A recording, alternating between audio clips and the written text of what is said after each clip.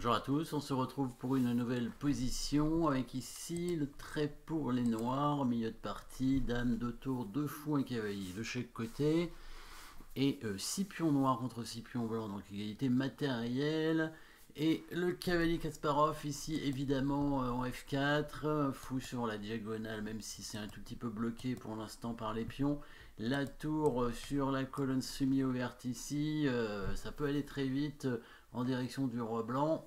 Et d'ailleurs, ça va très vite, c'est au noir de jouer tout de suite. Bien sûr, l'attaque sur ce pion G2, on peut déjà anticiper un coup de cavalier qui prend. Attendez qu'il n'y a pas d'échec dans cette position. Il n'y a pas de menace de mat. Attaque de la dame, il y en a une, c'est tout. La palaire fameuse, le pion prend le fou, et puis voilà. Le cavalier prend pion G2, ce qui permet quand même de créer des menaces. Alors, à la fois d'attaquer la tour quand même, donc c'est quand même une menace, c'est un coup forcé, et de détruire évidemment la chaîne de pions devant le roi. S'il prend avec le roi, on peut envisager évidemment une attaque à la découverte du fou, et ensuite l'arrivée de la dame progressivement en H5 ici pour attaquer le pion ici. C'est principalement ce pion là qu'on veut viser évidemment, puisque on prend le pion en G2, on élimine donc le défenseur du pion en F3. La dame qui arrive en H1, donc elle prend G2, roi prend G2, fou E5, échec probablement, donc ou dame H5 directement aussi avec la menace menaçante, fou E5 échec suivi de dame prend H2, ou fou prend F3 ou dame prend F3. Donc sur dame H5. Peut-être qu'il peut prendre le pion F5, mais on peut quand même prendre en F3 par exemple.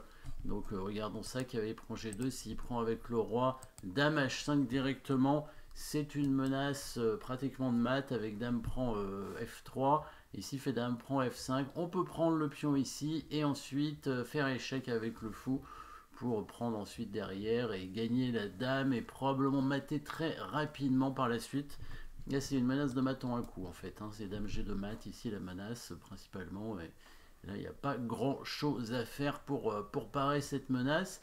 Et s'il prend avec la dame, on va faire pareil, dame H5 avec la menace fou prend F3.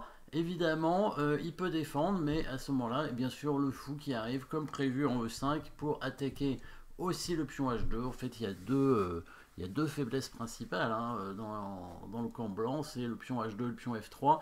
Le pion G2 ayant disparu, il y a la colonne ouverte pour la tour. Le roi se fait attaquer.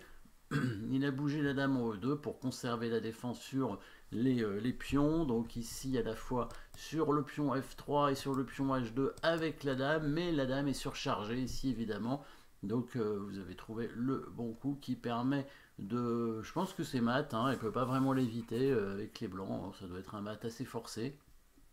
Donc destruction encore de la défense, de la chaîne de pions devant le roi avec le fou qui prend le pion ici, mais c'est aussi la surcharge de la dame, puisque si la dame prend le fou, on va simplement prendre ce pion comme ça, et ça va mater très vite, il va être obligé de prendre de la tour. On reprend avec la dame, et là c'est mat au prochain coup, voilà tout simplement. Donc cavalier prend G2 à l'aide du cavalier Kasparov, bien entendu. Cavalier prend G2 qui permet de mater très vite. Je crois qu'on a vu toute la suite de coups. Dame H5, c'est quand même probablement le meilleur coup dans cette position afin de créer des menaces.